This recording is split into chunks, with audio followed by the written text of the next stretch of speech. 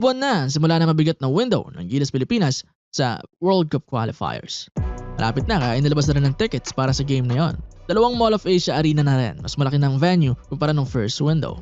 Ganda na ito para sa mga Gilas fans. Ganda ng mga laban, kakalabanan natin ng 2-0 na Australia at 0-2 na New Zealand. Dalawang powerhouse teams. Yung Boomers hindi pa natin natatalo sa FIBA. Wala itong New Zealand naman. Most ng games talo rin tayo sa kanila. Bukod doon sa panalo natin sa kanila ng Asia Cup qualifiers. Yung masabing parehong laban ay dehado ang Pilipinas. Pero laban-laban pa rin yan, lalo kung healthy na ang sasabak ang ating squad.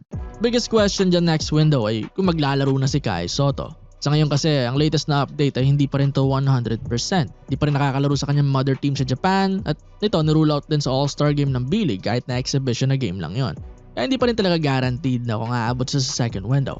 Though dulo pa naman yun na sunod na buwan, February 26, mahaba-haba pa rin yung time. Kaya abangan natin kung makakabalik siya sa Koshigaya bago yon. Sa report naman ng News 5, sinabi rin doon na this month, January ang target na date ni Sotto na bumalik sa court. So good news yun na mukhang malapit na. Sana dahil siya lang talaga ang hinihintay para makakabalik sa tuktok ng laro nila itong Gilas Pilipinas. Yung first two games natin ito sa World Cup qualifiers, panalo, pero aminin natin na malayo yun sa lakas talaga nila nung Olympic qualifiers. Even si Coach Tim Cone hindi satisfied at sinabing kailangan maging way better pa sila na team para matalo ang Tall Blacks at Boomers. At dulo nun, hope Kai is healthy din.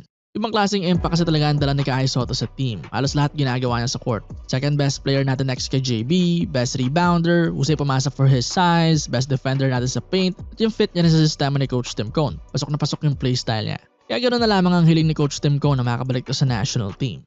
Pero at the same time, ayaw rin naman nating parasahin niya na bumalik siya kaagad. At wala rin namang say doon ng programa regardless. Yung other team niya talaga muna since sila nagbabayad sa kanya kahit injured, pati dyan sa rehab niya. Kaya hintayin lang muna makakabalik siya sa B-League and hopefully makarami rin siyang games muna ron para tumaas din ang chance na payagan at makakalaro sa national team. Maganda rin naman yun para makondisyon muli siya, makabalik closer sa 100% form niya bago lumaro sa FIBA.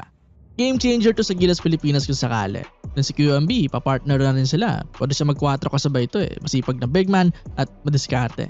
Although makikita pa kung anong lalaroin ni Q sa higher na level since Guam pa lang naman yung nakita natin. Ibang klaseng halimaw to New Zealand at Australia. Pero nakita naman na kagad yung potential neto ni QMB sa team at magiging role niya rito long term.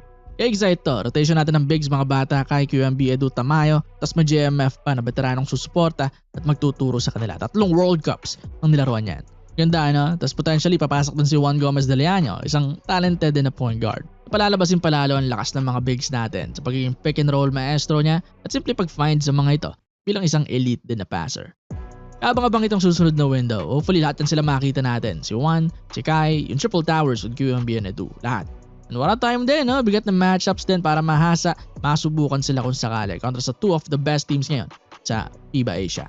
February 26 kontra New Zealand, March 1 kontra Australia. Muli sa Mall of Asia Arena yan gaganapin. Available na ang tickets. Punta lang kayo sa SM Tickets.